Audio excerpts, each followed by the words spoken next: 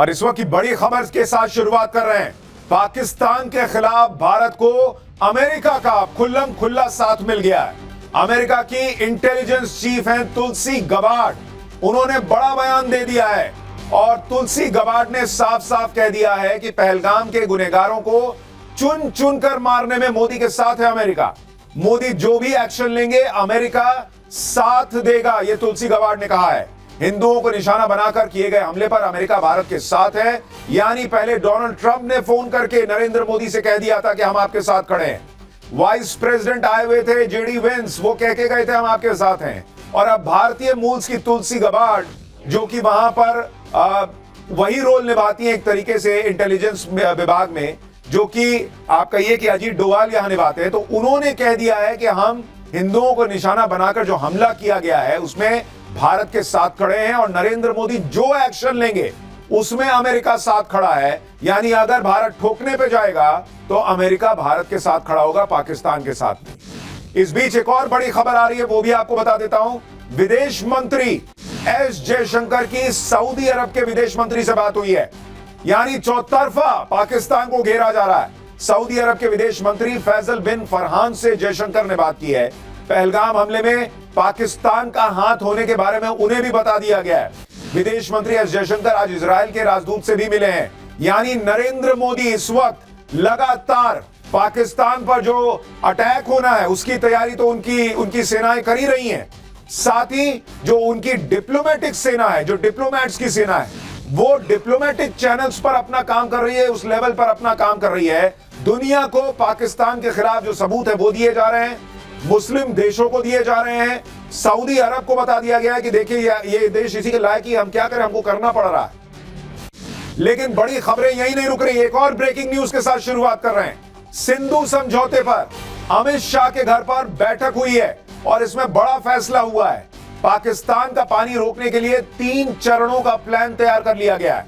पानी स्टोर करने के लिए डैम की क्षमता बढ़ाएगा भारत, डैम से गाद हटाने का काम तुरंत शुरू कर दिया जाएगा और पाकिस्तान को एक बूंद भी पानी नहीं देने का प्लान तैयार है। तो बड़ी खबर यह आ रही है कि नरेंद्र मोदी ने क्लियर मैसेज दे दिया है कि पाकिस्तान को एक बूंद पानी नहीं जाना चाहिए और उसके लिए जो करना है करो। अभी समय लगे थोड़ा सा, जो अभी कर सकते हो वो करो, जो आने वाले समय में करना है उसकी तैयारी शुरू करो, जो डैम बनाने बनाओ, जो गाद हटाने का काम करना है वो करो और पाकिस्तान का पानी रोक दो। इतना ही नहीं, ये भी कहा गया है कि पाकिस्तान को जो जानकारी दी जाती है कि किस डैम से कितना पानी छोड़ा जा रहा है, कहां से कितना पानी आ रहा है, ये जानकारी देना बंद कर दो।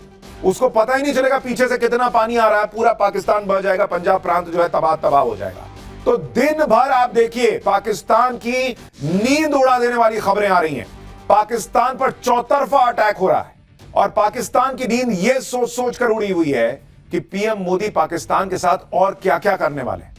पाकिस्तान में इस वक्त यही चर्चा चल रही है कि क्या पीएम मोदी लाहौर में तिरंगा फहरा देंगे, क्या पाकिस्तान का नक्शा चेंज कर देंगे, क्या पाकिस्तान से भारत की 5वीं और आखिरी निर्णायक जंग होने वाली है।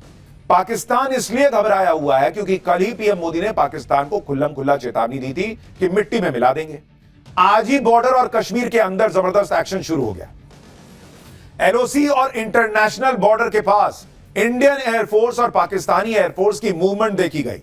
एलओसी पर तो भारत और पाकिस्तान के बीच कल रात भीषण गोलीबारी हुई है।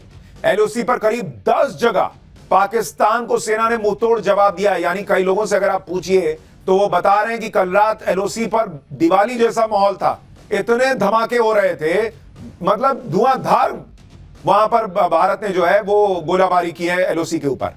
आप सुनिए एलओसी पर कल रात कैसे बमबारी की आवाजें आ रही थी, जरा वो आपको आवाज सुनवाता हूं, सुनिए जरा।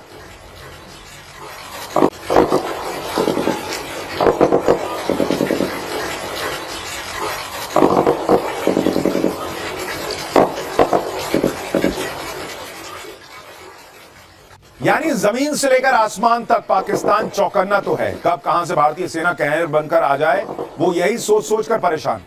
इस बीच कश्मीर में आतंकियों पर एक्शन तेज हो गया। सुरक्षा बल आतंकियों के घर पहुंचकर सर्च ऑपरेशन चला रहे हैं क्योंकि भाई उधर ठोकना जरूरी है तो इधर भी ठोकना जरूरी है। जो घरों में आतंकियों को छुपाते हैं, जो उन्हें राशन देते हैं, दाना पानी देते हैं, मिट्टी में इनको भी मिलाना पड़ेगा और नरेंद्र मोदी ने सीमा के इस पार भी काम शुरू किया है, उधर भी कर दिया है। एनकाउंटर में टॉप लश्कर कमांडर अल्ताफ लाली को ढेर कर दिया गया है। कश्मीर में आतंकियों के घरों पर लगातार धमाके हो रहे हैं। आपको कुछ तस्वीरें दिखाता हूं। आतंकी के घर भयंकर ब्लास्ट हुआ है, ये उसकी तस्वीर है। जरा एक बार तस्वीर सुनाइए, धमाके की गूंज सुनिए।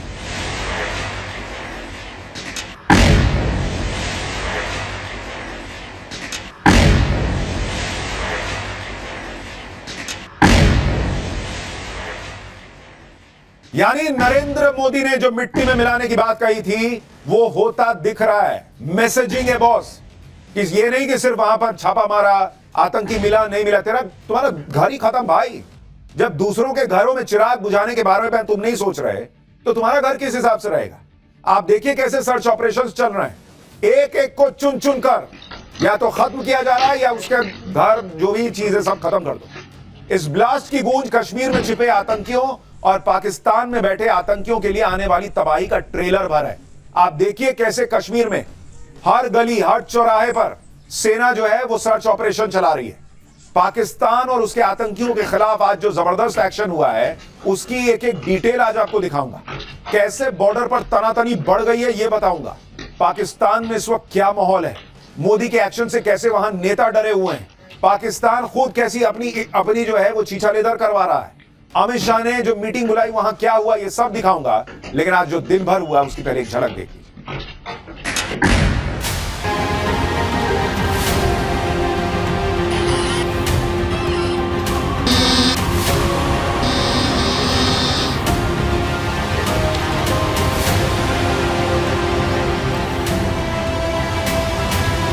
मिट्टी में मिलाने का समय आ गया है।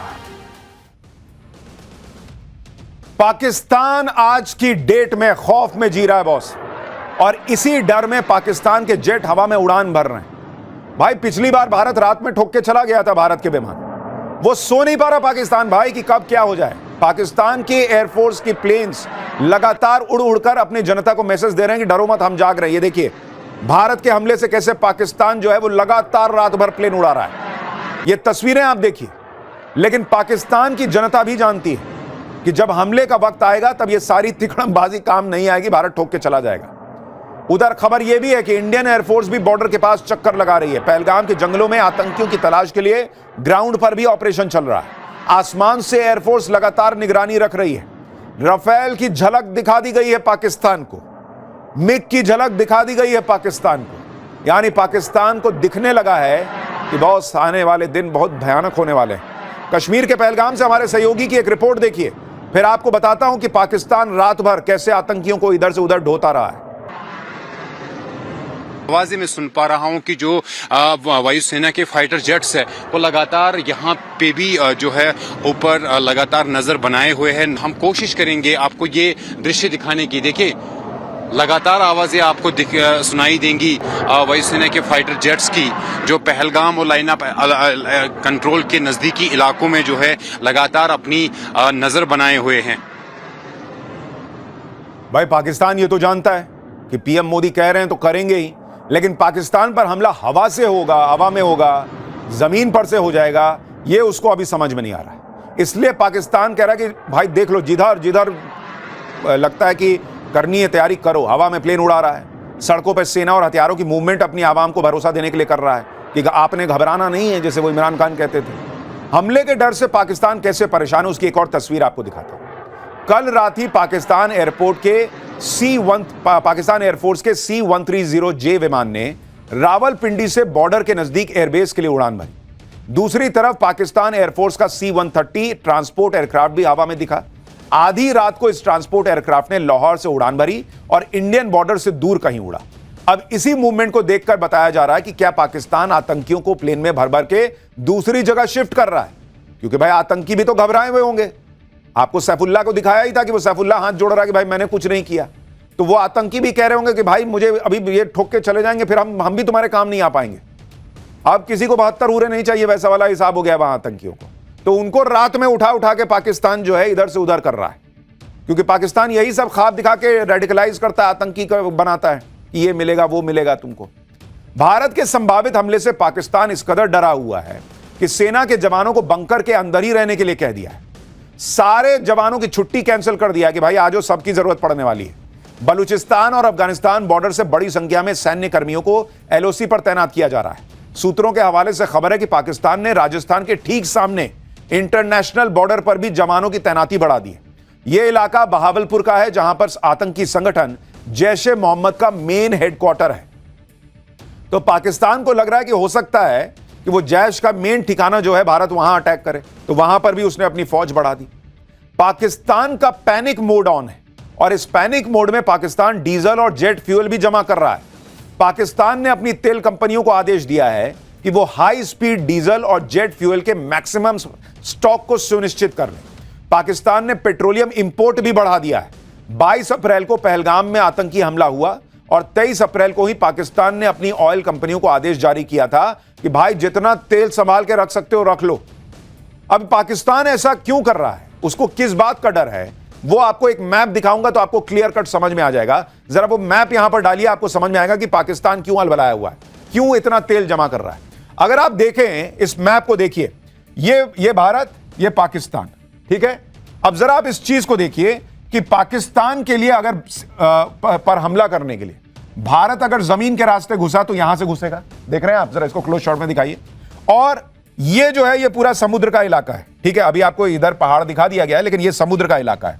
तो उसमें स्थिति ये है कि भारत ने अगर ये कराची पोर्ट भी घेर लिया तो भाई हो गया कांड, क्योंकि पाकिस्तान में कुछ भी जो है वो अंदर जा ही नहीं पाएगा, क्योंकि इधर से भारतीय फौज घुसी रहेगी, इधर अफगानिस्तान है, अफगानिस्तान ऑलरेडी पाकिस्तान को ठोक रहा है, टीटीपी जो है वहां पर। और यहां पर कराची पोर्ट को अगर भारत ने घेर लिया तो ना इधर से पानी आ पाएगा, ना इधर से दाना आ पाएगा, दाना पानी दोनों बंद हो जाएगा। अगर भारत ने एलओसी से पाकिस्तान को ठोक दिया और उधर कराची को घेर लिया तो पाकिस्तान की मौत निश्चित हो जाएगी, क्योंकि कराची में पाकिस्तान की जान बसती है। भाई कराची में 2 पोर्ट हैं, पोर्ट कासिम और पोर्ट कराची। कराची के दोनों पोर्ट जो हैं, अगर मैं आपको इसके बारे में बताऊं कि जिसके बारे में हम बात कर रहे हैं, कराची में 2 पोर्ट, एक होता है पोर्ट कासिम और दूसरा है पोर्ट कराची। कराची के दोनों पोर्ट से पाकिस्तान का 95% विदेशी व्यापार होता है। कराची पोर्ट के जरिए पाकिस्तान में तेल और दूसरा सामान आता है। सऊदी अरब, यूएई, कुवैत और रूस जैसे देशों से पाकिस्तान कच्चा तेल खरीदता है। इसी वजह से बॉर्डर से लेकर पाकिस्तान के अंदर तक हड़कंप मचा हुआ है। पाकिस्तान खुद को अपने पाले हुए आतंकियों को मिट्टी में मिलने से बचाने की जद्दोजहद कर रहा है। उसको लग रहा है कि भाई इससे पहले भारत चारों तरफ से घेर दे, जितना तेल खरीद सकते हो कि खरीद लो, क्योंकि भाई तेल ही नहीं रहेगा तो लड़ाई क्या लड़ोगे। खुफिया सूत्रों के मुताबिक आईएसआई ने अपने इशारे पर चलने वाले सभी आतंकी संगठनों को अंडरग्राउंड होने के लिए कह दिया है। आतंकियों को अगले आदेश तक पब्लिक के बीच जाने से मना कर दिया गया है कि भाई बाहर मत निकलना। भारत की जवाबी कार्रवाई के डर से पीओके में आतंकियों के सभी लॉन्च पैड को खाली करा दिया गया है। खुफिया सूत्रों का कहना है कि बहावलपुर में मौजूद आतंकी संगठन जैश ए मोहम्मद के हेडक्वार्टर पर सन्नाटा पसरा हुआ है। दावा तो यह भी है कि पाकिस्तानी एयरफोर्स के एयरक्राफ्ट में आतंकी संगठनों के कमांडर्स को सेफ हाउस पहुंचाया जा रहा है। यानी पाकिस्तान अपने सैनिकों को, अपने लोगों को बचाने के साथ साथ आतंकियों को बचाने में भी लगा हुआ है। भारत की तैयारी देखकर पाकिस्तान इतने खौफ में है कि पीएम शहबाज शरीफ के मंत्रियों का अपनी आर्मी से भरोसा उठ चुका है। इसलिए अब पाकिस्तान के मंत्रियों ने भारत को एटम बॉम्ब की गीदड़ भभकी देना शुरू किया, क्योंकि घूम फिर के इनको कुछ नहीं समझ में आता है कि भाई ये वाला भी नहीं चला, ये वाला भी नहीं चला, ये वाला भी नहीं चला, तो क्या करें। एक काम करते हैं, हम बोलते हैं कि हमारे पास न्यूक्लियर बॉम्ब है, तो शायद भारत कुछ ना करे। घबराहट में पाकिस्तान अब आतंकवाद को लेकर अपने गुनाह भी कबूलने लगा है। पाकिस्तान के रक्षा मंत्री ख्वाजा आसिफ ने एक इंटरव्यू में मान लिया है कि पाकिस्तान पिछले 30 सालों से आतंकवाद और आतंकवादियों को पाल रहा है। आप सुनिए कैसे एक विदेशी चैनल को इंटरव्यू देते हुए ख्वाजा आसिफ ने कह दिया कि भाई हम 30 साल से यही गंदा काम कर रहे हैं, अमेरिका के लिए, ब्रिटेन के लिए। आप बेशर्मी देखिए इस देश की। इनका रक्षा मंत्री पाकिस्तान का विदेशी चैनल पर बैठकर मान रहा है कि हम 30 साल से ये गंदा काम कर रहे हैं। और चूंकि वो याद दिला रहा है भाई कि भाई अमेरिका और ब्रिटेन तुम्हारे लिए भी मैंने ये गंदा काम किया। क्यों? इसलिए नहीं कि भाई उसको अंदर से कुछ जमीर जाग गया होगा कि मैं बोल देता हूं सबको। वो अमेरिका, ब्रिटेन जैसे देशों को कह रहा है कि तुम्हारे लिए भी मैंने ये गंदा काम किया है, तो अब जब भारत हमको ठोकने वाला, प्लीज हमारी मदद करो। वो उनको ये याद दिला रहा है कि तुम्हारे लिए भी मैंने ये गंदा काम किया है, ताकि कहीं से तो मदद मिले, क्योंकि उसको मदद मिलती दिख नहीं रही। और जो पाकिस्तान ये मान चुका है कि 3 दशक से वो आतंकवाद को पालता पोसता रहा है, वो पाकिस्तान अब पहलगाम आतंकी हमले को लेकर भी अपने असली रंग पर आ गया। भारत ने जब पहलगाम हमले के बाद पाकिस्तान को इसका जिम्मेदार ठहराया, तब पाकिस्तान ने इसमें शामिल होने से इनकार किया। लेकिन अब पाकिस्तान के एक मंत्री ने आतंकवाद पर अपने देश को बेनकाब कर दिया, तो उसके दूसरे मंत्री भी इस होड़ में शामिल हो गए। पाकिस्तान के डिप्टी पीएम और विदेश मंत्री इशाक डार ने पहलगाम हमले में शामिल पाकिस्तानी आतंकियों को फ्रीडम फाइटर बताया है। और यह पाकिस्तान की पुरानी फितरत रही है कि वो कश्मीर में एक्टिव अपने आतंकियों को फ्रीडम फाइटर बताता है। भारत के हमले के डर से पाकिस्तान के मंत्री जिस तरह की बयानबाजी कर रहे हैं, उसने पाकिस्तान के पीएम शहबाज शरीफ की टेंशन को बढ़ा दिया। शायद इसलिए शहबाज शरीफ ने मदद के लिए अपने बड़े भाई और पाकिस्तान के पूर्व पीएम नवाज शरीफ को लंदन से बुलाया। लेकिन नवाज शरीफ भी पहलगाम हमले को लेकर पीएम मोदी के गुस्से को समझ चुके हैं, इसलिए पहलगाम हमले और भारत के बदले पर नवाज शरीफ की बोलती बंद है।